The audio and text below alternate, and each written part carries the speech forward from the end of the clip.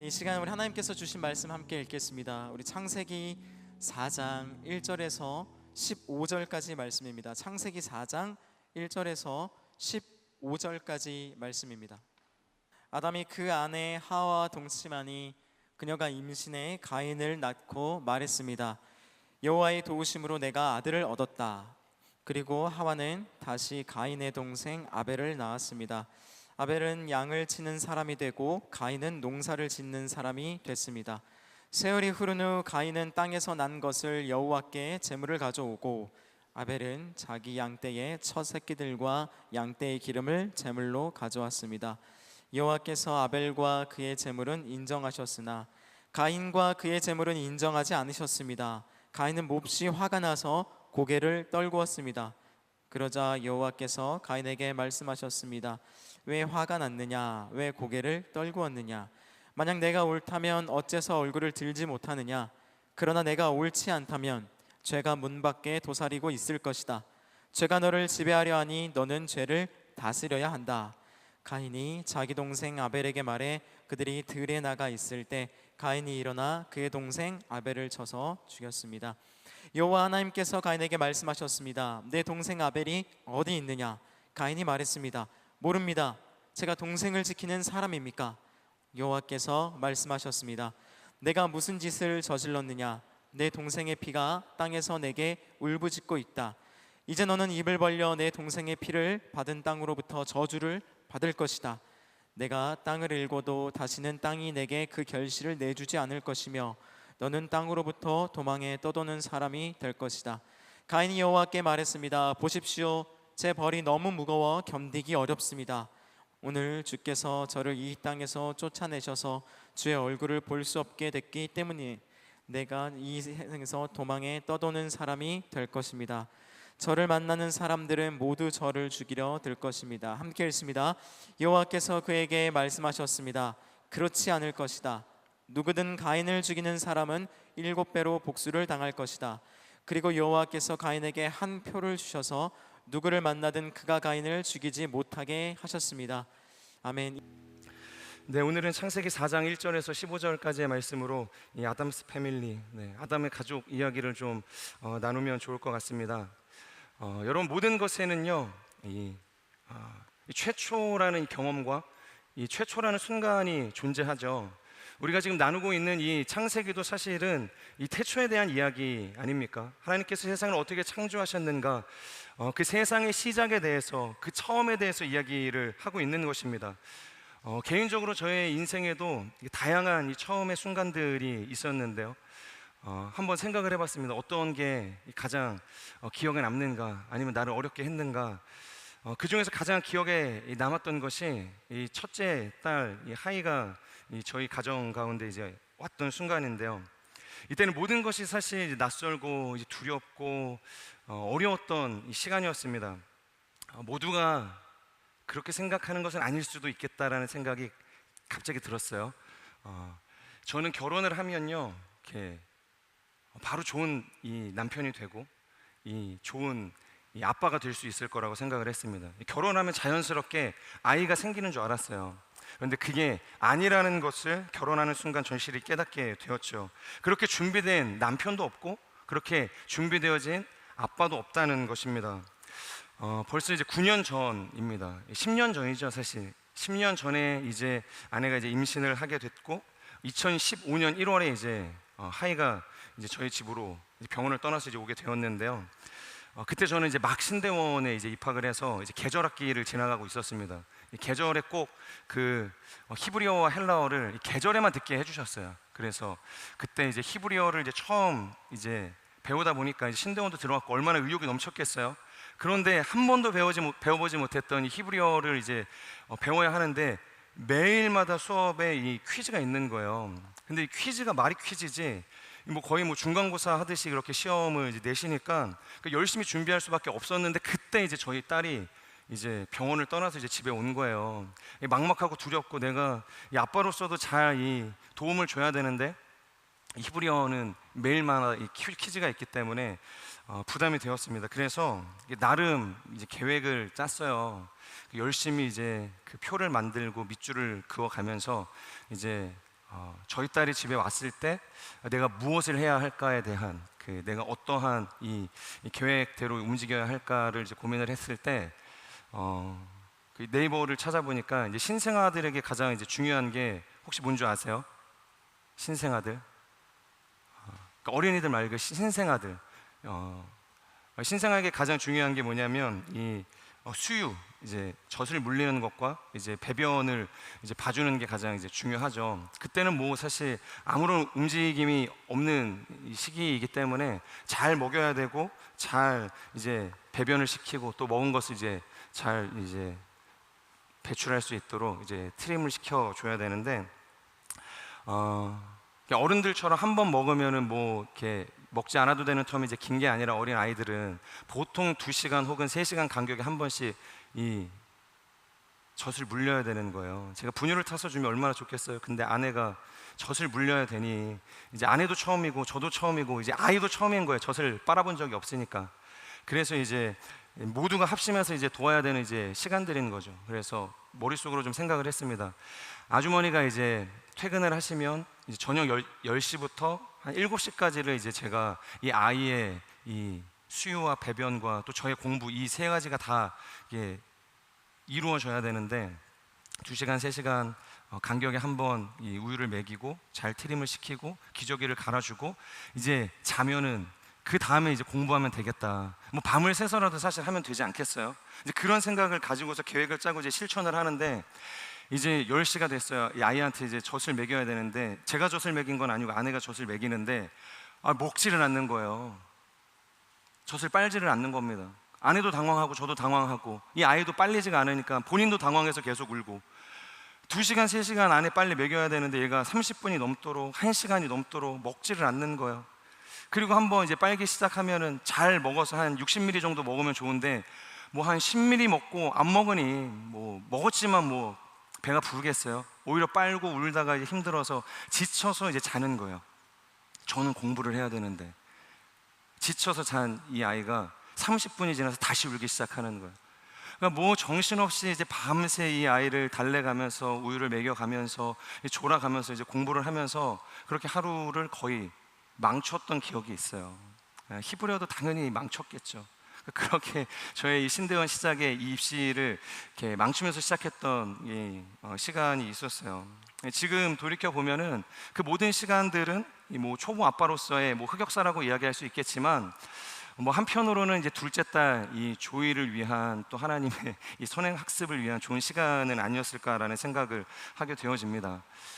준비되어져 있지 않았던 시간이었기 때문에 아빠로서 아무런 뭐 노하우나 경험도 없었던 시간이었기 때문에 저에게도 어려움이었고 저희 아이에게도 어려움이었고 저희 아내에게도 어려움이었고 모두에게 그렇게 어려웠던 이 처음의 시간이었습니다. 이처럼 이 처음이라는 시간은 모두에게 막연함과 막막함과 두려움과 이 어려움들을 동반하는 시간이 되어지는 것이죠. 우리 모두에게 아마 그런 비슷한 이 처음의 시간들이 있을 것입니다. 그런데 오늘 본문을 보면은 이 본문에도 인생의 최초를 지나가고 있는 한 가정이 소개되고 있습니다. 바로 하나님의 명령을 어기고 동산에서 추방을 당한 이 아담의 가정이었죠. 아담과 하와가 하나님이 먹지 말라 하셨던 이 선악과를 먹음으로 이 에덴 동산에서 이제 쫓겨나게 된 거예요. 한번 생각을 해보시겠어요? 지금 그들의 삶은 어떠한 순간을 지나가고 있을까요? 에덴 동산에서 하나님으로부터 거절된 그들의 인생, 새로운 삶을 향한 여정이 시작이 되었지만 그들의 삶에 펼쳐진 그 막막함, 그 절망감, 모든 것이 사실 처음 아니었겠어요? 에덴 동산 밖의 모든 생활은 아마 그들에게 처음이었기 때문에 낯설고 두렵고 절망적이었을 것입니다. 만약 에덴으로 돌아갈 수만 있었다면, 하나님께서 허락만 해주셨다면 사정을 해서라도 다시 에덴 동산으로 돌아가고 싶었겠지만 그들도 그럴 수 없다는 것을 알았기 때문에 어쩔 수 없이 이 에덴 동산 밖에서의 삶을 적응할 수밖에 없었다는 거예요. 힘겹게 살아낼 수밖에 없었다는 것이죠. 자, 그러던 중에 오늘 본문의 1절, 이 전반절을 보면 뭐라고 이야기하고 있는가? 우리 같이 한번 읽어볼까요? 1절 전반절입니다. 시작. 아담이 그 아내 하와와 동침하니 그녀가 임신해. 네, 하와가 지금 임신을 하게 되었다, 그렇게 표현하고 있어요. 여기서 출산을 해보신 분이 없겠지만 뭐 우리가 간접적으로 이제 체험을 했기 때문에 잘 알잖아요. 한번 생각을 해보자는 거죠. 아이가 임신을 한다고 해서 그냥 바로 태어날까요? 그럴 리가 없죠. 아이가 이 엄마의 자궁에 착상을 하게 되면 이 꼼짝없이 이 10달은 이 엄마도 이 아이를 품어야 되고, 이 아이도 세상으로 나오고 싶지만 엄마의 자궁에 붙어서 자라나야 하는 시간들이 필요하다는 거예요. 그리고 그 과정 속에서 나타나는 변화는 경험해보지 않는 사람은 결코 알 수가 없는 것입니다. 일단 가장 흔하게 이제 나타나는 변화는요, 체중이 증가하게 되죠. 아이는 뭐 이렇게 적게는 3kg, 이제 크게는 한 4kg 정도밖에 되지 않는데, 이 엄마의 몸무게는 거의 한 10kg 이상 늘어나는 이 신비스러운 경험들을 이제 하게 되죠. 누구도 임신을 한 이 여인의 배가 불러오는 것을 이상하게 여기는 사람은 없어요. 그리고 입덧을 하게 되죠. 평소에 그렇게 즐기고 자주 찾던 음식들이 더 이상 입에 들어가지 않는 것들을 경험하게 돼요. 그리고 별다른 어떤 반응도 없고 어려움도 없는데 그것을 다 개어내고 토해내는 경험들을 하게 되어진다는 거예요. 그리고 여성의 골반들이 벌어지는 경험. 그러니까 처녀 때 내가 결혼하기 전에, 아이를 갖기 전에 살아냈던 모든 나의 삶의 이 패턴들이 무너지는 것들을 임신을 하게 되면 이제 경험을 하게 되어진다는 것이에요. 자, 하와를 한번 생각을 해보자는 것이죠. 누구도 그녀에게 임신에 대해서 이야기를 해준 적이 없습니다. 네이버가 있었겠어요? 아니면 시어머니가 있었겠어요? 아니면 뭐 친정 엄마가 있었겠어요? 아무도 존재하지 않았어요. 자신의 옆에는 아담밖에 없었어요. 아담. 그것을 배울 수 있는 아무런 루트가 이 하와에게는 존재하지 않았다는 거예요. 자신의 상태를 보고 진단할 수 있는 그 어떠한 근거도 정보도 존재하지 않았던 시간이 바로 이 아담과 하와가 걸어가고 있는 최초의 시간이었다는 것입니다. 이것은 말이 하와가 경험한 최초의 임신이었지, 인류에게 찾아온 최초의 임신이라고도 이야기할 수 있는 것입니다. 아마도 이 아이를 잉태하는 과정부터 출산에 이르는 모든 이 순간들이 하와에게 있어서 얼마나 두려웠을까, 얼마나 절망적이었을까, 얼마나 많은 것들을 걱정하게 만들었던 시간이었을까, 이제 그것을 개인적으로 묵상을 하게 되었습니다. 아마도 자신들이 하나님처럼 되고자 했던 범죄에 대한 형벌처럼 느껴졌을지도 모르겠습니다. 이 에덴 동산에서 추방당하는 것으로 이 하나님의 진노가 끝나지 않았다. 우리가 추방된 것으로 끝나는 줄 알았지만 계속된 이 신의 징벌 가운데 우리는 살아가고 있구나, 그것을 자신의 그 임신의 그 상황을 통해서 해석하지 않았을까라는 생각을 하는 거죠. 자, 그런데 그렇게 힘들고 두려웠던 10달의 시간을 버텨내고 드디어 어떤 순간이 찾아와요?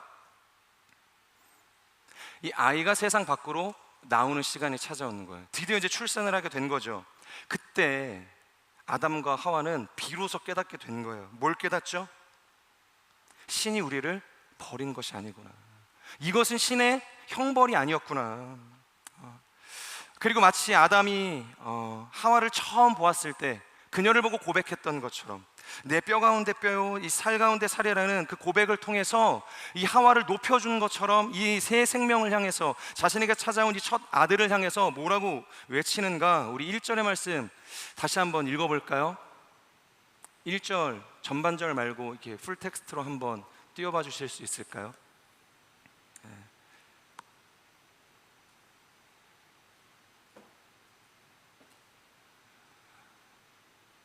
네, 우리 같이 한번 읽어보겠습니다. 시작. 아담이 그 아내 하와 동침하니 그녀가 임신해 가인을 낳고 말했습니다. 여호와의 도우심으로 내가 아들을 얻었다. 뭐라고 고백하죠? 여호와의 도우심으로 내가 아들을 얻었다. 할렐루야. 이것이 바로 이 가인의 이름, 그 이름이 가지고 있는 의미라는 거예요. 사랑하는 여러분, 이처럼 우리의 인생도 때론 과정을 통해서는 결코 예측할 수 없는 어떠한 결과를 마주하게 될 때가 있습니다. 이 과정을 통해서는 결코 우리가 기대하거나 소망할 수 없는 어떠한 결말을 맞이하게 될 때가 있다는 거예요. 그런데 그것이 하나님의 은혜로 역사하게 되는 경험들이 우리의 인생 가운데도 있다는 거죠. 오늘의 마치 이 아담과 하와가 가인을 통해서 하나님이 우리를 도우셨구나, 우리 가운데 새로운 생명을 주셨구나 라는 이 찬란한 고백을 한 것처럼 우리의 인생 가운데도 이와 같은 경험들을 할 때가 있다는 거예요. 그렇기 때문에 우리가 어떠한 인생의 이 지난한 길을 걸어가고 있을지라도 우리에게 요구되는 한 가지 태도가 있다면 그것은 무엇인가? 바로 하나님을 향한 판단을 그치고, 자신의 내면을 향한 그 절망의 소리를 그치고, 탄식을 그치고, 하나님을 향한 기대와 소망을 가지고 나아가는 태도라는 것입니다. 왜냐하면 우리의 하나님은 언제나 우리를 도우시는 하나님이시기 때문이에요. 우리와 함께 하시는 하나님이시기 때문입니다. 우리에게 좋은 것을 주기를 원하시는 선하신 아버지이시기 때문이에요. 여러분 믿으십니까? 그런 믿음의 고백으로 우리의 삶을 하나님 앞에 올려드리는 인생이 되기를 축복합니다. 자, 그런데 여기서 아주 중요한 포인트가 있어요. 그것이 무엇이냐면 그들이 가인을 낳고 뭐라고 불렀죠? 뭐라고 고백을 하죠? 여호와의 도우심으로 내가 아들을 얻었다. 그러니까 아들을 얻었는데 여호와의 도우심으로 아들을 얻었다고 이야기를 하고 있어요. 이 말이 쉽게 무슨 뜻이냐면 원어적으로 볼 때 여호와께서 약속하신 아들을 우리가 얻었다. 그러니까 여호와께서 우리에게 예비해 주신 아들을 내가 얻었다라는 의미인 것이에요. 이 이야기를 드릴 때 어떤 말씀이 기억나지 않으세요?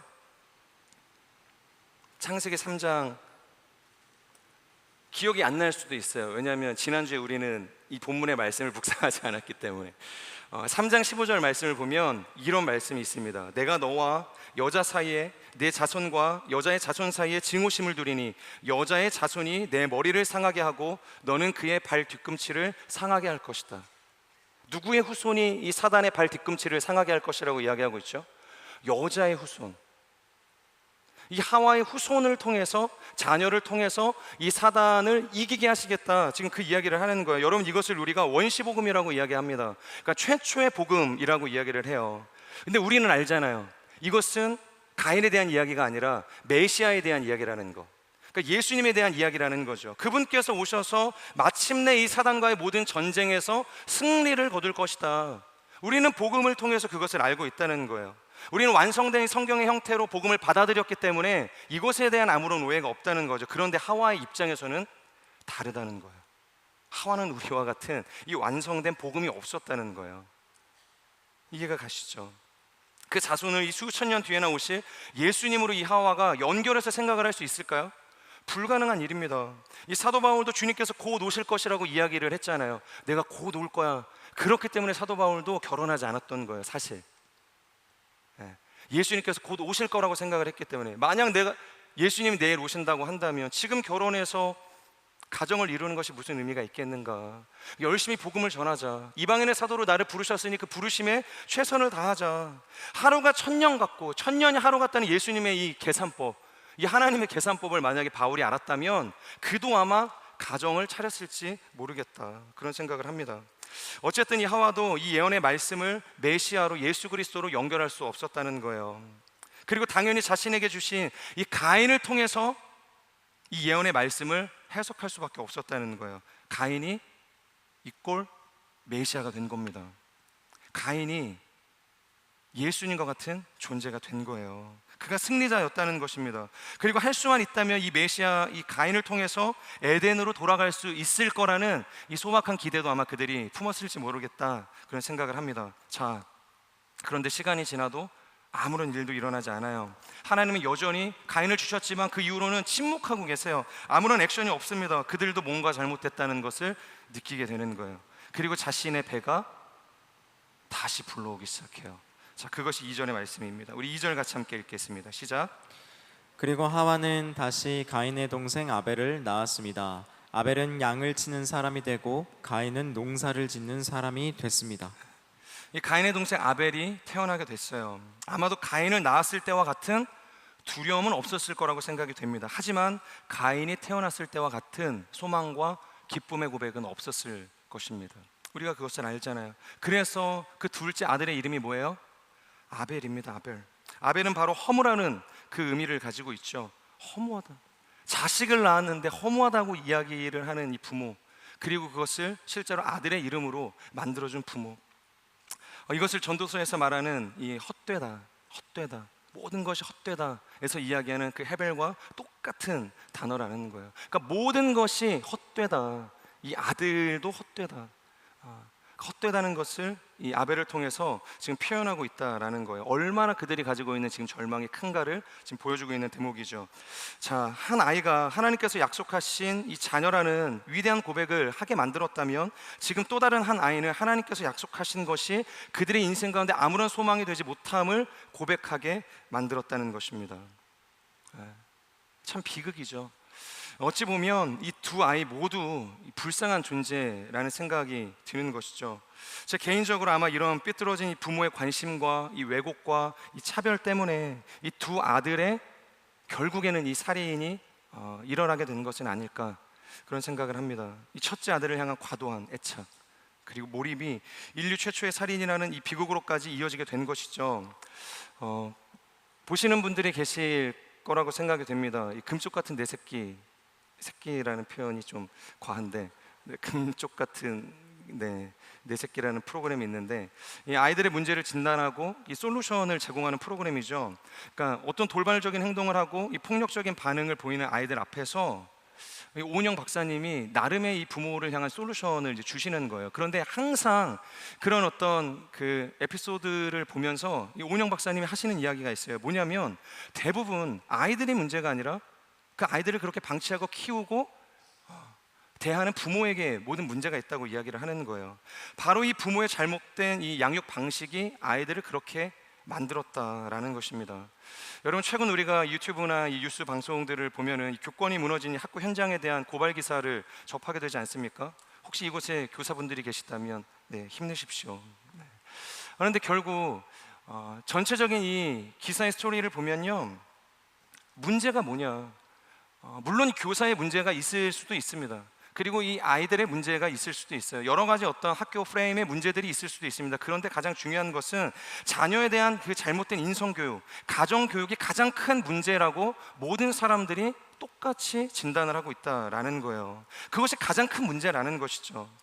사랑하는 여러분, 우리가 에제르를 만나는 것이 굉장히 중요해요.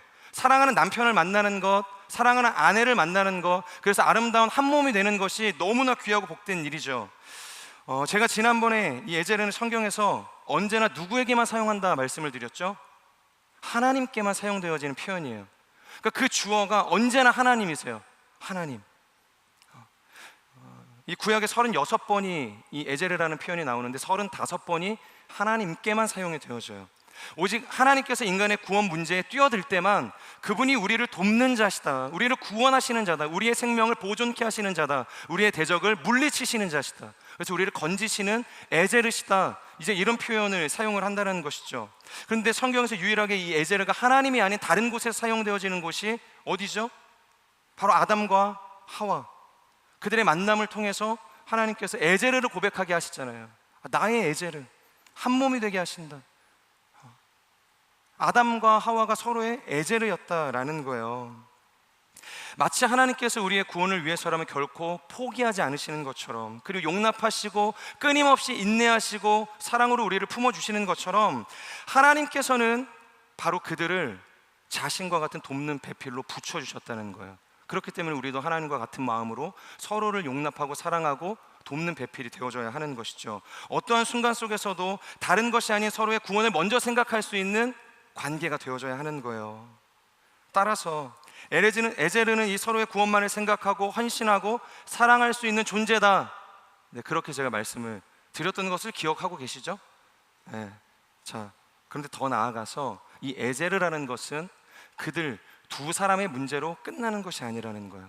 남편과 이 아내가 한 몸을 이루는 에제르가 되었다면 거기에서 한 발자국 더 나아가서 가족의 에제르가 되어줘야 한다는 거예요. 사랑하는 나의 자녀의 에제르가 되어줄 수 있어야 되는 거예요. 자녀들은 사랑하는 부모를 위한 에제르가 되어줄 수 있어야 돼요. 이 에제르라는 것이 우리의 가정 가운데 그렇게 세워질 수 있어야 한다는 것이죠.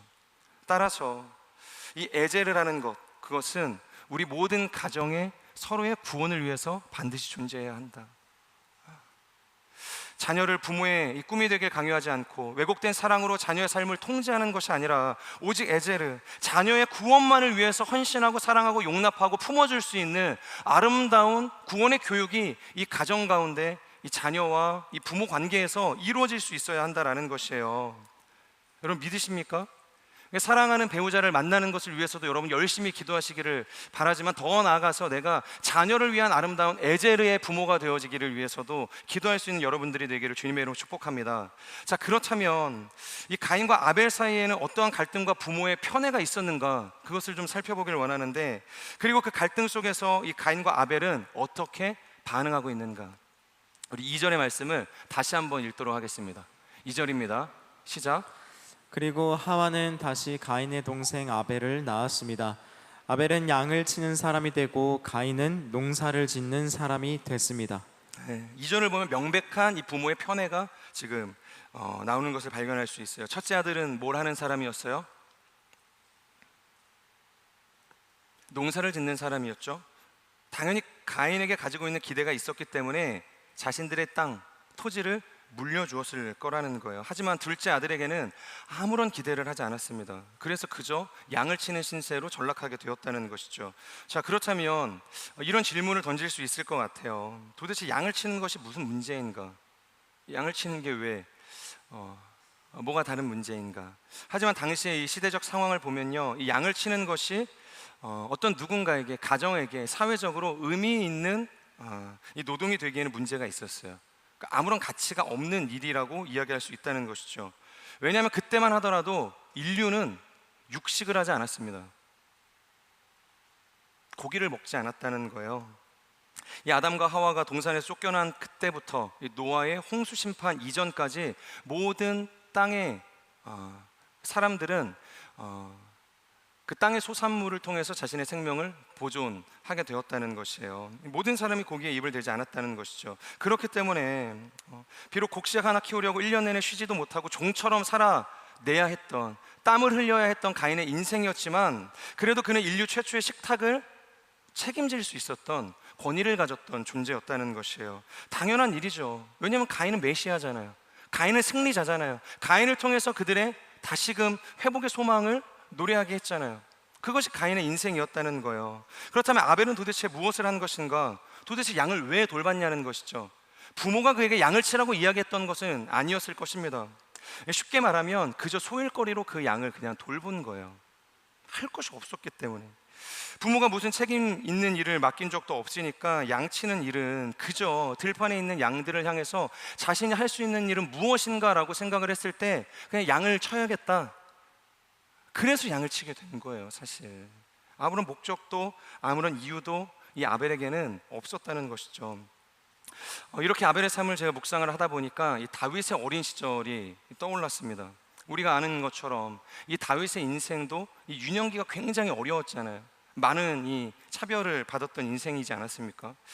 그런데요, 그래도 다윗의 시절이 좋았다라고 저는 개인적으로 생각을 합니다. 왜냐하면 그때는 이 목축이라는 것이 이 재산과 이 부를 축적하는 데 수단이 되기라도 했잖아요. 그러니까 의미 있는 노동이 되었다는 것이에요. 하나님께 바치는 가장 중요한 재물이 되기도 했던 이 양과 이 염소, 그것을 다윗은 지키고 이렇게 돌보는 사람이었다는 것이죠. 그러니까 나름의 의미를 가지고 땀을 흘릴 만한 가치가 있었다는 거예요. 게다가 아벨의 이름이 뭐였죠? 허무라는 이름을 가지고 있었죠. 하지만 다윗의 이름은 무엇이었냐면 아주 소망이 넘쳐났죠. 하나님께 사랑을 받는 자. 그러니까 다윗의 이름이라는 것은 하나님께 기쁨을 받은 자, 사랑을 받은 자, 하나님께서 사랑하시는 자라는 의미를 가지고 있었다는 것이에요. 그렇기 때문에 사실 부모에게 이 하카톤이라는 이 쓸모없는 자 취급을 받았던 다윗의 인생이었지만, 그래도 허무라는 존재였던 이 아벨의 인생보다는 훨씬 더 아름다운 인생이었을 것이라는 거예요. 자, 그런데 여기서 중요한 포인트가 뭐냐면요, 다윗보다 하찮은 인생, 하카톤이었던 이 다윗보다 더 절망스러운 이 아벨의 인생이었지만, 그럼에도 불구하고 중요한 것은 그가 한 번도 자신의 삶에 대해서 한탄하지 않았다는 거예요.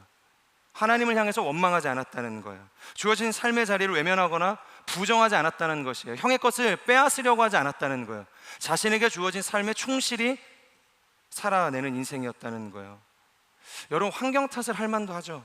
상황 탓을 할 만도 하죠. 자신이 둘째 아들이 허무로 태어나고 싶어서 태어났습니까? 자신도 아마 가인처럼 첫째 아들로 태어나고 싶었을지 모르겠어요. 그런데 어떻게 해요? 태어나고 보니까 이미 가인은 있고 자신은 둘째 아들로 태어나게 된 것입니다. 아벨의 잘못은 아니라는 거예요. 그리고 선악과는 자신이 따먹었나요? 아니죠. 에덴 동산을 구경도 못 해봤어요. 아벨은 사실 부모를 탓할 법도 하죠. 그리고 더 나아가서 자신에게까지 형벌의 유산을 허락한 하나님을 향해서도 왜 우리가 이러한 엄중한 형벌을 받아야 하는가, 하나님께 따져 물을 수도 있었을 거라는 거예요. 그런데 중요한 것은 아벨은 그러지 않았다는 거예요. 아벨은 하나님을 향해서도, 가인을 향해서도, 아담과 하와를 향해서도, 자신의 인생을 향해서도 부정의 소리를 높이지 않았다라는 것이죠. 그저 주어진 삶에 최선을 다했어요.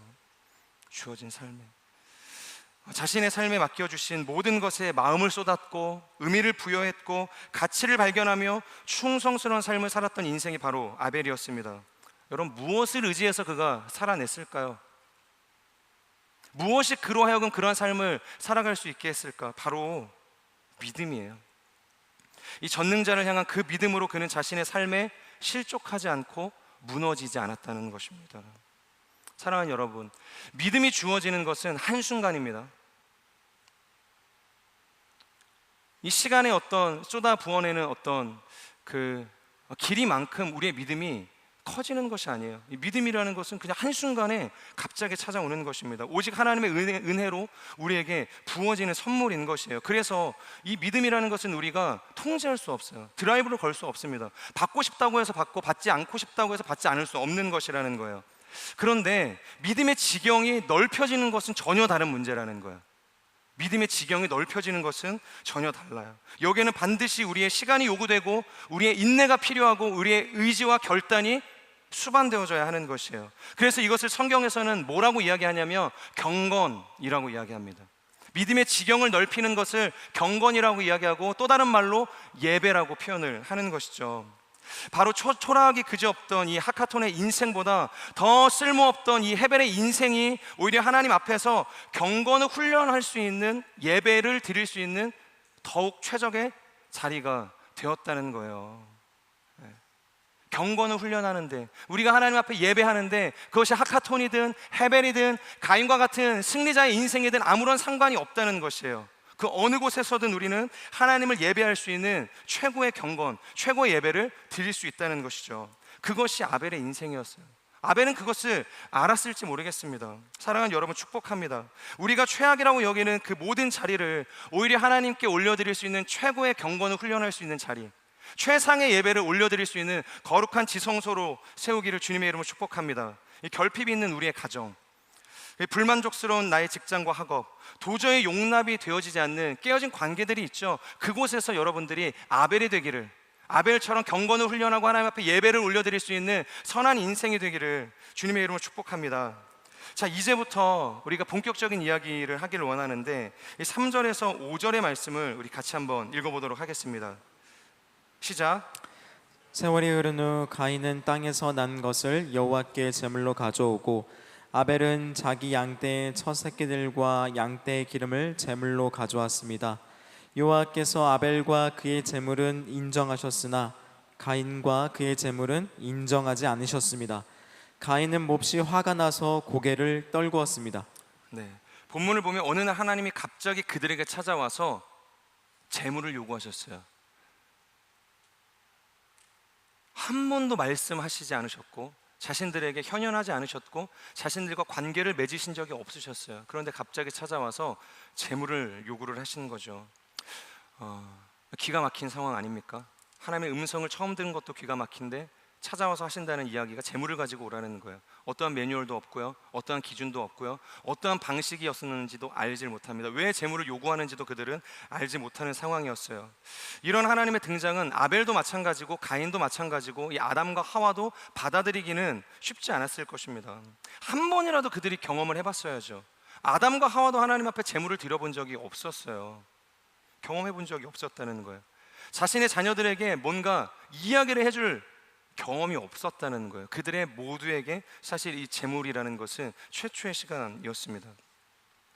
자, 그런데 이런 하나님의 요청 앞에서 이 당황스러웠던 순간도 잠시고 결국 그들은 자신이 준비할 수 있는 제물을 준비해서 하나님께 나아가죠. 자, 그런데 여기서 문제가 뭐냐면, 문제가 뭐죠? 여기서 갈등이 시작이 되는 거예요. 하나님께서 가인이 들고 온 곡식 제물을 받지 않으셨어요. 거절하셨어요. 그런데 이 아벨이 가져온 이 짐승의 제물을 받으셨다는 것이 문제가 되는 것입니다. 여기서 우리는 이런 질문을 던질 수 있을 것 같아요. 도대체 왜 하나님께서는 이 가인의 제물을 받지 않으셨는가? 왜 누구의 제사는 받고 누구의 제사는 거절하시는가? 여러분들도 고민을 해보시지 않으셨어요? 왜 가인의 제물이 문제가 있었길래 그의 제물을 거절하셨을까? 그래서 혹자가 그런 이야기를 합니다.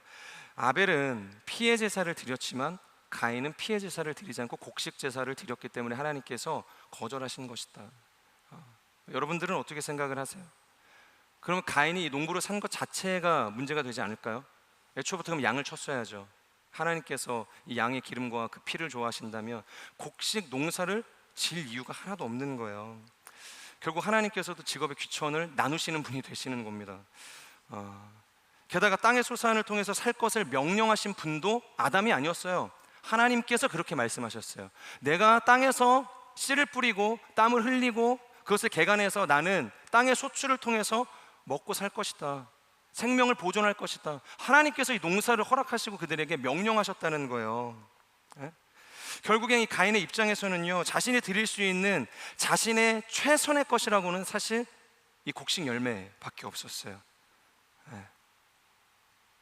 곡식 열매 말고는 자신이 가진 것이 아무것도 없었어요. 여러분 레위기를 보면요, 이 모세를 통해서 이 짐승의 제사뿐 아니라 이 가인과 같은 상황이 되지 않는 사람들에게는 무슨 제사도 받겠다고 이야기를 하시죠? 곡식 제사를 받겠다고 이 소제라는 제사법을 친히 알려주시죠. 결국에는 하나님께서 이 소제 자체, 이 곡식 제사 자체의 문제를 가지고 계신 것은 아니었다라는 것입니다. 따라서 지금 이 가인과 아벨의 제사는 재물의 문제가 아니라는 것을 우리는 알 수 있어요. 창조주에게 곡식이면 어떻고, 여러분 양이면 어떻겠어요? 하나님께 100만 원을 통 크게 헌금을 하든 아니면 내가 드릴 것이 없어서 집에 있는 쌀을 퍼와서 하나님 앞에 봉지에 담아서 헌미로 그것을 바치든 하나님께는 사실 그것이 아무런 문제가 되지 않는다는 거예요. 지금 문제는 그들이 드린 재물의 문제가 아니라 바로 재물을 드리는 자들의 마음의 상태가 문제였다는 것입니다. 더 본질적으로 말하면 믿음의 문제였다는 거예요. 물론 오늘의 본문은 이 마음의 문제에 대해서도 이야기하고 있지 않습니다. 그저 그냥 가인이 곡식 제사를 드렸다고만 이야기하고 있어요. 여기엔 아무런 믿음에 대해서도 언급하고 있지 않습니다. 그냥 아벨이 양을 드렸고 기름을 드렸다고 이야기를 하고 있어요. 하지만 히브리서 11장 4절을 보면 이렇게 쓰여져 있죠. 믿음으로 아벨은 가인보다 더 나은 제사를 하나님께 드렸고 이로써 그는 의롭다는 인정을 받았습니다. 믿음으로 아벨이 하나님께 가인보다 더 나은 제사를 드렸다, 그렇게 지금 표현하고 있죠. 그 믿음이 그의 재물에 대한 인정으로까지 이어지게 되었다는 것이에요. 이것은 단순히 재물의 퀄리티를 이야기하는 것이 아닙니다. 곡식이어서 거절당한 것이 아니라고 지금 명백하게 지금 이야기를 하고 있는 거예요. 또한 요한일서 3장 12절을 보면 이렇게 쓰여져 있는데 우리 같이 한번 읽어볼까요? 시작. 대체 왜 가인이 동생을 죽였습니까? 그것은 자기의 행위는 악하고 동생의 행위는 의로웠기 때문입니다. 바로 자신의 행위가 악했다는 것입니다. 악했다는 거예요. 제사를 드리는 자의 이 마음이 악했다는 거예요. 이것은 쉽게 말해서 그의 재물에는 아무런 예배적 마음이 담겨져 있지 않다. 유다서를 보면은 이런 가인의 길을 향해서 본능에 충실한 사람들, 그러니까 욕망에 쫓아 살아가는 인생, 그것이 가인의 인생이라고 이야기를 하거든요. 가인의 인생, 하나님 앞에 드리는 이 제물이라는 것이 자신의 욕망을 따라서 드리는 예배였다는 거예요. 하나님께서는 그 마음의 중심을 아셨다는 거죠. 그러니까 믿음 없이 드리는 제사였고 하나님을 위한 예배가 아니었고 자신을 위해서 드리는 예배였다는 것이에요. 여러분 오늘 본문 3절에서 4절을 보면 그들의 제물에 대해서 이렇게 평가를 하고 있죠. 가인은 땅에서 난 것을 여호와께 가져왔다. 그리고 아벨은 자기 양떼의 첫 새끼들과 양떼의 기름을 제물로 가져왔다. 다시 말씀드리지만 지금은 이 제물의 퀄리티를 이야기하는 것이 아닙니다. 제물에 담긴 마음을 이야기하고자 하는 것이에요. 가인이 드린 제물은요, 수많은 땅의 곡식 중 가운데 그저 하나의 열매를 가지고 온 거예요. 전혀 구별되어진 곡식이 아니었다는 거예요. 가치 있는 제물을 가지고 온 것이 아니라는 거예요. 그런데 아벨은 어땠죠? 자기 양떼의 첫 새끼, 자신이 정말로 생명을 다해서 가치를 두고 의미를 두고 키워왔던 이 양떼의 첫 새끼를 지금 구별해서 하나님께 올려드리고 있는 것이에요. 그리고 그 첫 열매와 더불어서 가장 기름진 것으로 구별해서 하나님 앞에 올려드렸다는 것이에요. 사랑하는 여러분, 하나님께서 우리에게 바라시는 것이 무엇인가? 정말로 하나님께서 우리에게 헌금을 요구하실까요? 재물을 요구하실까요? 더 많은 돈을 가지고 오기를 원하실까요? 아니라는 것입니다. 재물은 명분일 뿐이에요. 수단일 뿐입니다. 주님께서는 그 명분과 수단을 통해서 드리는 우리의 마음만을 원하시는 분이시라는 거예요. 여러분, 스가랴서를 보면은 무너졌던 성전을 다시 한번 건축하는 일들이 나오거든요. 근데 우리가 아는 것처럼 이 솔로몬의 성전은 굉장히 화려했어요. 대리석으로 지었고 수많은 금과 이 아름다운 보석들로 도배가 되어졌던 것이 사실 이 솔로몬의 성전이었어요. 그런데 그것이 무너지고 이스라엘 백성들이 다시 이 바벨론에서 귀환을 하고 난 다음에 제2 성전을 지었을 때 그 성전은요 얼마나 초라하게 짝이 없었는지, 장로들이 그 지어진 성전을 보고서 울었다고 이야기를 해요. 울었다, 통곡했다, 애통했다는 거예요. 이렇게 초라한 성전이 하나님께서 머무시는 성전이라고 이야기할 수 있는가? 그런데 그때 하나님께서 뭐라고 이야기하시냐면 성전이 중요한 게 아니라고 이야기해요. 내가 언제 너희에게 성전이 필요하다고 이야기했냐? 그러니까 성전이 필요 없으신 분이에요. 그러니까 우리의 마음이 하나님께서 머무시는 성전이 되기를 원하시는 하나님의 마음이 이 스가랴서에 담겨져 있다는 것이죠. 마찬가지로 여러분, 오늘 이 본문을 통해서 가인에게 하나님께서 원하시는 것은 마음이라는 거예요. 마음. 재물이 아니라 가인의 마음을 하나님께서 받기를 원하셨다는 것이죠. 여러분, 복음서를 보면요 예수님께 자신의 옥합을 깨뜨린 여인이 있죠. 마리아라는 여인이 있습니다. 예수님께서 왜 그를 높이죠? 수많은 사람들이 깨뜨린 그 옥합 사건을 보고서 정죄를 하죠. 유다가 가장 신랄하게 비판을 합니다. 그것을 팔아서 우리가 얼마나 많은 사역들을 할 수 있는데 그녀를 나무라죠. 근데 예수님만은 그녀를 높여주세요. 그저 그가 비싼 향료를 예수님께 아낌없이 드렸기 때문일까요? 지금 그녀가 깨뜨린 것은 옥합이 아니라 자신의 마음을 깨뜨리는 거예요. 자신이 드릴 수 있는 최고의 마음을 깨뜨려서 예수님의 발 앞에 쏟아 부어내고 있는 것입니다. 정말 예수님을 사랑하며 어떠한 인생의 결단까지 할 수 있는가를 이 마리아는 예수님 앞에서 보여주었다는 거예요. 그것을 예수님께서는 기뻐하시고 높여주신 것입니다. 예수님께서 지금 마리아를 통해서 받으신 것은 값비싼 옥합이 아니라 깨어진 옥합에 담긴 그녀의 마음을 받으신 거예요. 여러분, 믿으십니까? 그런데 오늘 본문을 보면 가인에게는 그 마음이 없었다는 거예요. 마음을 드리는 것이 아니라 그저 재물만을 하나님 앞에 올려드리는 것이죠. 그것이 바로 그의 재물이 거절된 이유입니다. 자, 그렇다면 여기서부터가 더 중요한데요, 자신의 재물이 거절된 이 가인이 보인 반응이 무엇이냐는 거예요. 하나님께서 너의 재물을 받지 않겠다고 거절하셨어요. 그럼 어떻게 해야 될까? 사실 이 다음이 훨씬 더 중요하거든요. 5절을 우리가 같이 한번 읽어볼까요? 5절입니다. 시작. 가인과 그의 재물은 인정하지 않으셨습니다. 가인은 몹시 화가 나서 고개를 떨구었습니다. 지금 가인은 자신의 재물이 거절되었다는 그 사실에 집중을 했어요. 그리고서 굉장히 분노하기 시작했습니다. 그러니까 도저히 용납할 수 없는 상황이 벌어지게 된 것이죠. 결국 이 실망과 이 수치심이 뒤섞인 가운데 이 신을 향한 울분을 토해내기 시작을 하는 거예요. 하나님을 향한 원망을 하게 되는 것이죠. 그것을 보시고 하나님께서 뭐라고 말씀을 하시는가? 6절에서 7절의 말씀 우리 같이 읽겠습니다. 시작. 그러자 여호와께서 가인에게 말씀하셨습니다. 왜 화가 났느냐? 왜 고개를 떨구었느냐? 만약 내가 옳다면 어째서 얼굴을 들지 못하느냐? 그러나 내가 옳지 않다면 죄가 문 앞에 도사리고 있을 것이다. 죄가 너를 지배하려 하니 너는 죄를 다스려야 한다. 7절을 보면 이렇게 이야기합니다. 너는 죄를 다스려야 한다. 그러니까 불만을 토로하고 있는, 분노를 절제하지 못하고 있는 이 가인을 향해서 너는 그 분노를 다스릴 수 있어야 된다. 죄를 다스릴 수 있어야 한다. 그렇게 이야기를 하는 것입니다. 이것은 쉽게 이야기하면 여기서 멈추라는 거예요. 더 이상 죄를 짓지 말고 마음에 일어나는 온갖 이 부정한 충동들을 제어하라는 것입니다. 분노는 분노를 부를 뿐이고 죄는 죄를 부르고 악은 그저 악으로 끝이 날 것을 하나님께서 아셨기 때문이에요. 그리고 더 나아가서 그에게 한 번 더 기회를 주고 계시는 것입니다. 여기서 스톱. 마음을 돌이키고 다시 제자리로 돌아오라고 지금 이야기를 하고 계시는 것이죠. 다시 잘할 수 있다고 그를 격려하고 계시는 거예요. 한 번의 실패로 끝나는 것이 아니라 그것을 계기로 더 나은 삶의 자리로 나아갈 것을 예수님께서, 하나님께서 지금 권면하고 계신다는 거예요. 베드로의 인생이 사실 그랬죠. 다윗의 인생도 마찬가지입니다. 사울의 인생도 마찬가지죠. 다 하나님께 등 돌리며 살아갔던 인생들이었어요. 하지만 하나님께서 말씀하실 때 돌이키는 회개의 역사들이 그들 가운데 있었다는 것입니다. 자, 그렇다면 간단하잖아요. 돌이키면 되는데, 돌이키면 되잖아요. 돌이켜서 다시 자신의 마음을 하나님께 올려드리면 되잖아요. 무너진 예배를 회복하면 되는 거예요. 그런데 가인이 그러지 않았다는 것이죠. 여러분, 제가 좀 전에 이야기했던 것처럼 다윗도 한때는 하나님을 떠났던 사람입니다. 이 사무엘서를 보면은 나단이 다윗에게 찾아와서 그렇게 외치죠. 당신이 바로 그 사람입니다. 어떤 사람이에요? 이것은 바로 자신의 충신인 우리아를 사지로 내몰아서 죽여버렸죠. 그리고 그의 아내였던 이 밧세바를 자신의 아내로 그냥 삼아버렸어요.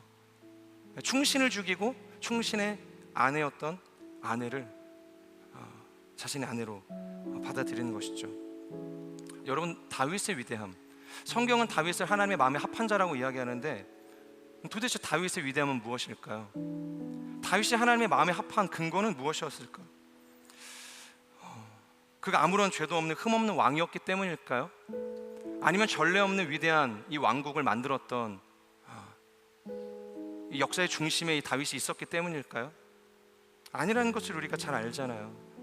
그는 최악의 범죄자였죠. 살인자였죠. 그리고 자격 없는 부모였습니다. 어떻게 보면 하나님을 등 돌린 불신자였을지도 모르겠어요. 나라의 부흥도 다윗의 재량으로 얻어낸 것이 아니잖아요. 하나님께서 함께 하심으로 그에게 약속하신 나라에 이 부흥을 주시는 거예요. 그러니까 다윗이 자신의 힘으로 이룬 것은 사실상 아무것도 없다고 볼 수 있는 것입니다. 자, 그럼에도 불구하고 다윗을 하나님께서 높이시는 이유가 무엇인가?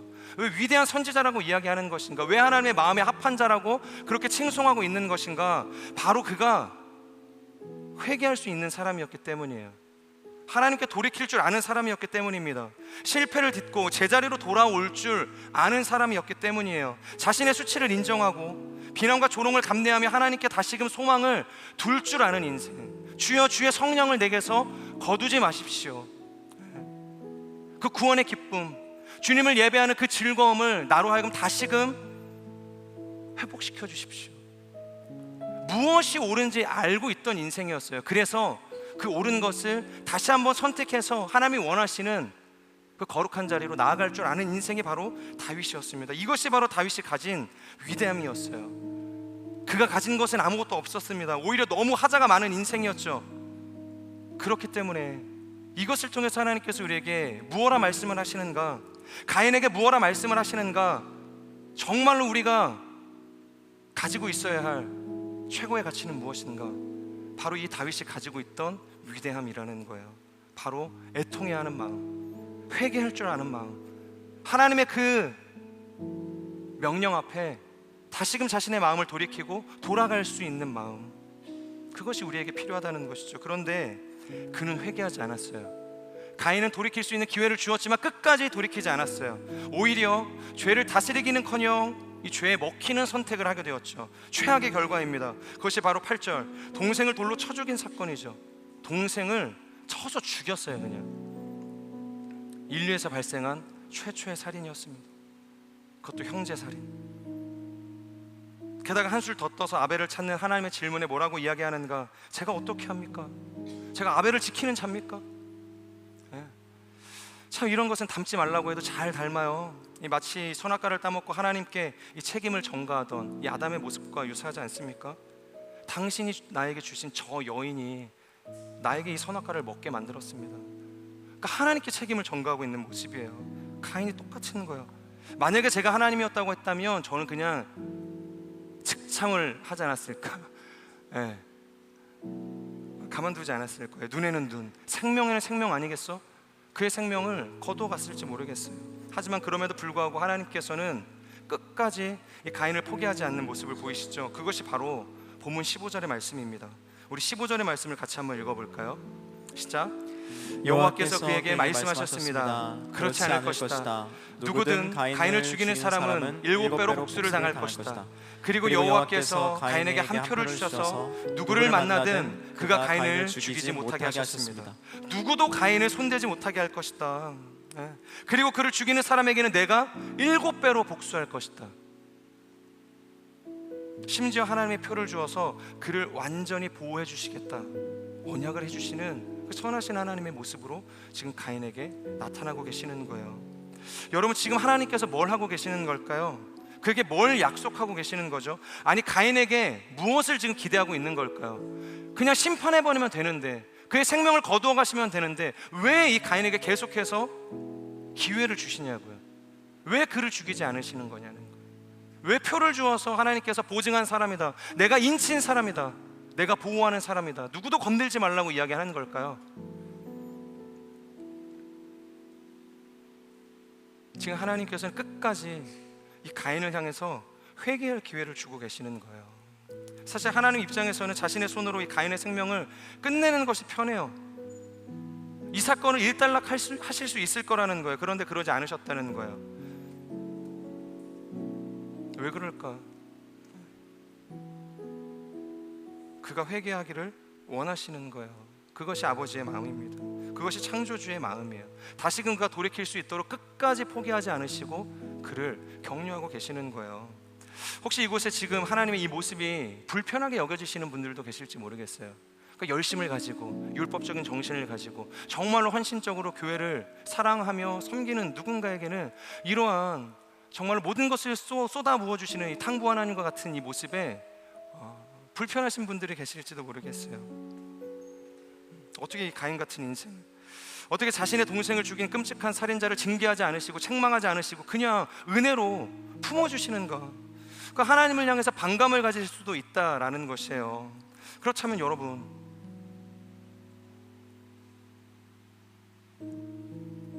여러분은 하나님을 잘못 믿고 계신 겁니다. 반감이 든다면, 거부감이 든다면 우리의 신앙에 지금 문제가 있는 거예요. 우리 하나님이 바로 그런 하나님이시기 때문에, 그런 가인조차 품으시는 하나님이시기 때문에 지금 우리가 이곳에서 예배드릴 수 있는 거예요. 우리가 구원을 얻을 수 있는 것입니다. 성령께서 우리를 인도하시는 그 은혜의 삶을 살아갈 수 있는 것이에요. 살인자 다윗도 품으시고, 배신자 이 베드로도 용납하시고, 대적자 이 사울도 변화시켜서 바울이 되게 하셨던 하나님이시기 때문에 우리가 지금 이곳에서 하나님을 높일 수 있게 되었다는 거예요. 우리에게 여전히 소망이 있다는 것입니다.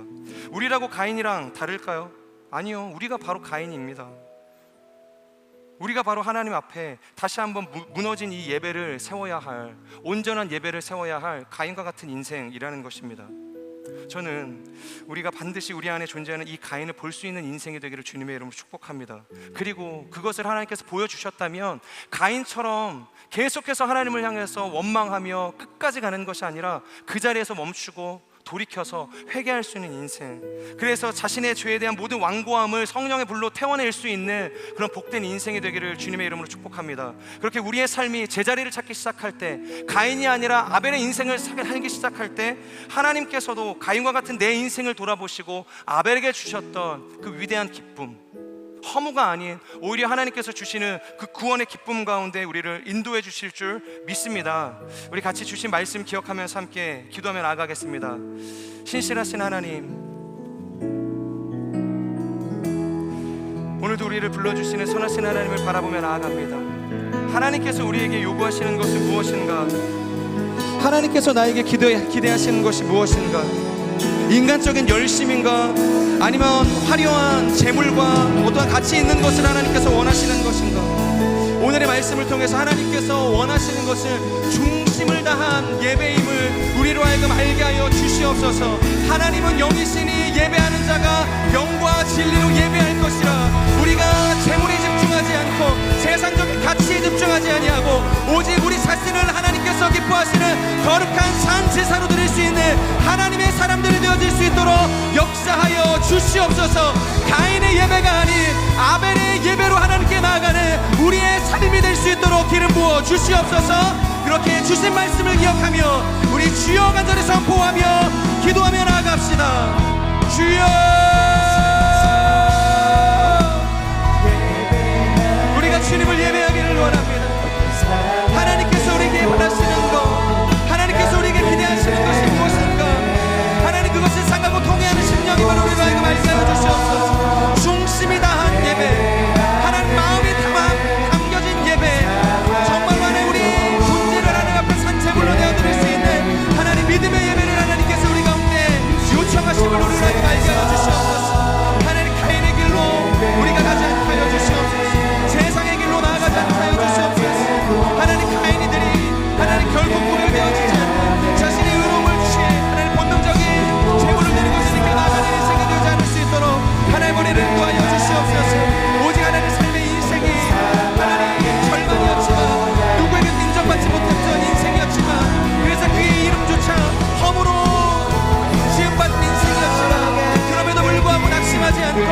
자신의 삶을 주관하시고 인도하시는 하나님을 향한 믿음의 고백을 가지고 거룩한 구별됨의 제물을 드렸던 아벨과 같은 인생이 되어질 수 있도록 주여 기름 부어주시옵소서.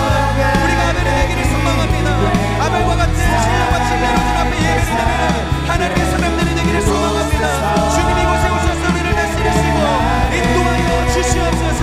주여 우리 마음의 중심이 하나님을 향하게 하여 주시옵소서. 하나님만을 바라보며 나아갈 수 있는 거룩한 인생이 되어질 수 있도록 주여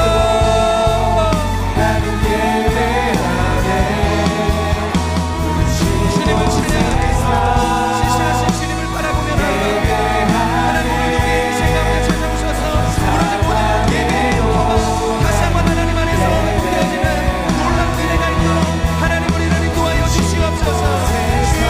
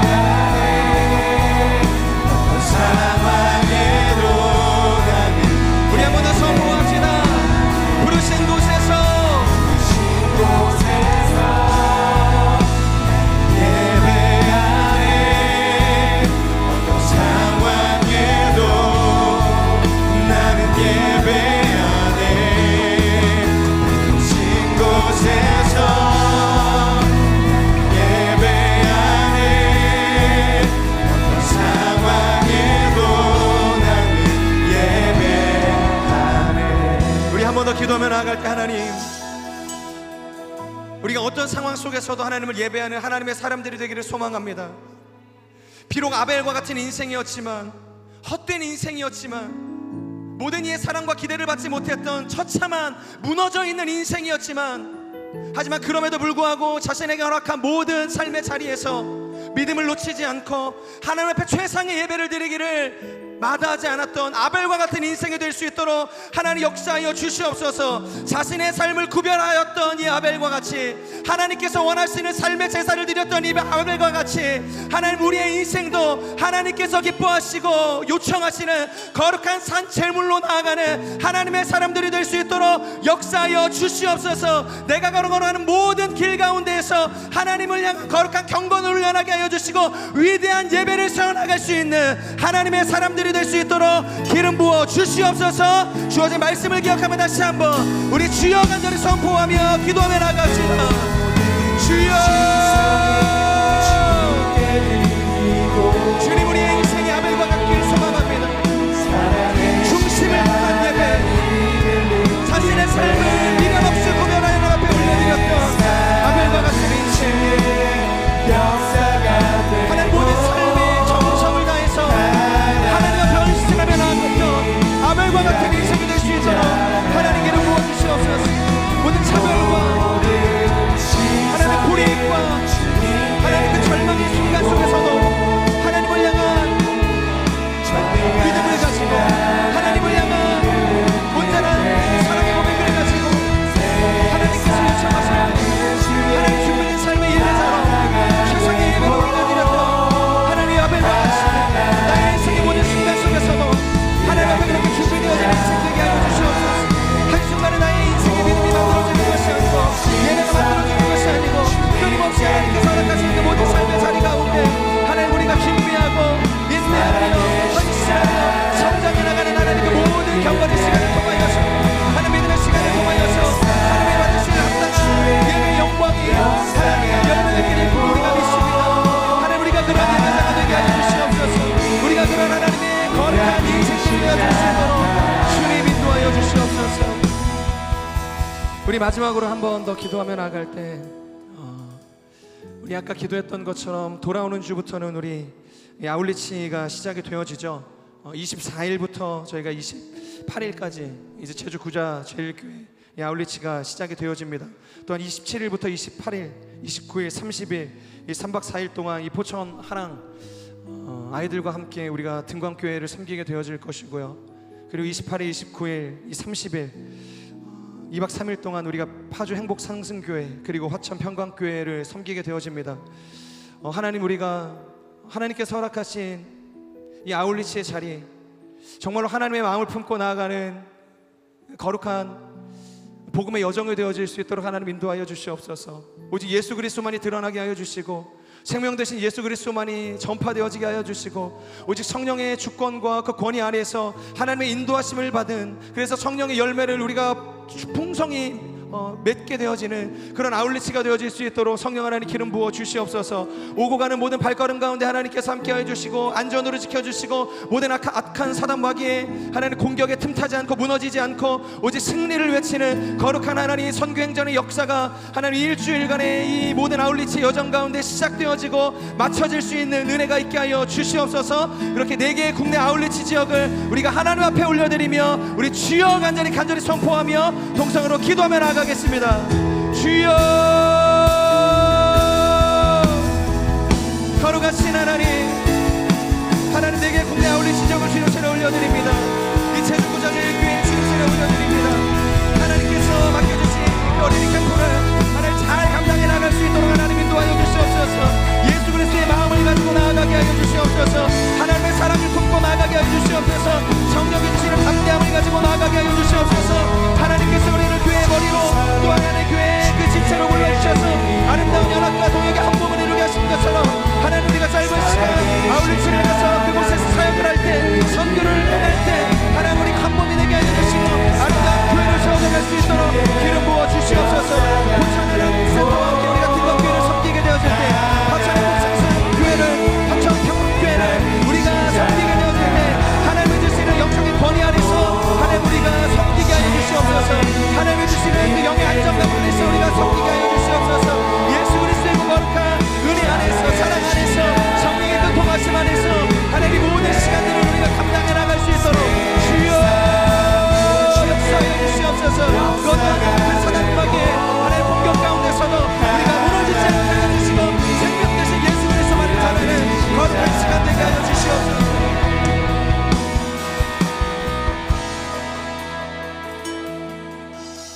사랑하는 주님,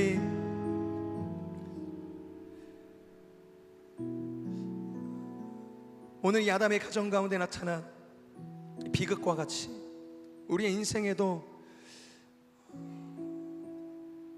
수많은 잘못된 선택과 불신의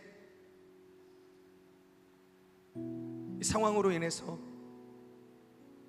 정말 최악의 결과들을 보게 될 때가 얼마나 많은지 모릅니다. 하나님이 원하시는 아름다운 모습은 없고 하나님의 선한 인도하심을 따라서 맺어내는 성령의 열매는 없고 사랑과 화평과 희락은 없고 끊임없이 우리의 인생 가운데 이 불완전함 가운데 나의 정욕과 이 죄악 가운데 파생되어지는 이 죄악의 결과들만을 우리가 목도하게 될 때가 얼마나 많은지 모릅니다. 하나님 우리를 불쌍히 여겨주시옵소서. 우리가 인생의 최초의 순간들을 지나갈 때에도 그곳이 절망의 자리가 되지 않게 하시고 두려움의 자리가 되지 않게 하여 주시고 거절감의 자리가 되지 않게 하여 주시고 끊임없이 우리의 인생 가운데 임마누엘 하시는 우리와 동행하시고 우리를 파송하시고 우리와 함께 하시는 예수 그리스도로 인해서 우리가 소망을 놓지 않고 그곳에서도 우리가 주님을 예배할 수 있는 하나님의 사람들이 될 수 있도록 역사하여 주시옵소서. 왜곡된 하나님 안에서의 모든 하나님 기대들을 내려놓고 하나님께서 우리에게 정말 원하는 것은 무엇인가, 하나님께서 정말로 나에게 바라시는 것은 무엇인가, 하나님께서 우리에게 기대하시는 것, 바라시는 것은 화려한 제사와 화려한 예배가 아니라, 그리고 가치 있는 어떤 제물을 드리는 것이 아니라 중심을 다한 예배임을 우리로 하여금 알게 하여 주시옵소서. 정말로 나의 믿음을 담아내고 정말로 하나님을 향한 간절함을 담아낸 거룩한 제사를 하나님께서 우리 가운데 요구하심을 우리로 하여금 알게 하여 주시옵소서. 그런즉 너희는 이 세대를 본받지 말고 오직 마음을 새롭게 함으로 변화를 받아 하나님께서 기뻐하시고 하나님께서 찾으시는 그 예배가 무엇인지, 온전함이 무엇인지를 분별하라고 말씀하셨던 것처럼 하나님, 우리가 분별할 수 있는 분별의 영을 하나님 구하기를 소망합니다. 그래서 끊임없이 찾아오는 인생의 이 사단의 도전과 유혹 속에서도 하나님이 원하시는 그 선한 결정을 내리고 아름다운 예배의 열매를 맺어낼 수 있는 하나님의 사람들이 될 수 있도록 역사하여 주시옵소서. 하나님, 특별히 우리 4개 아울리치 지역들을 주님 손에 올려드립니다.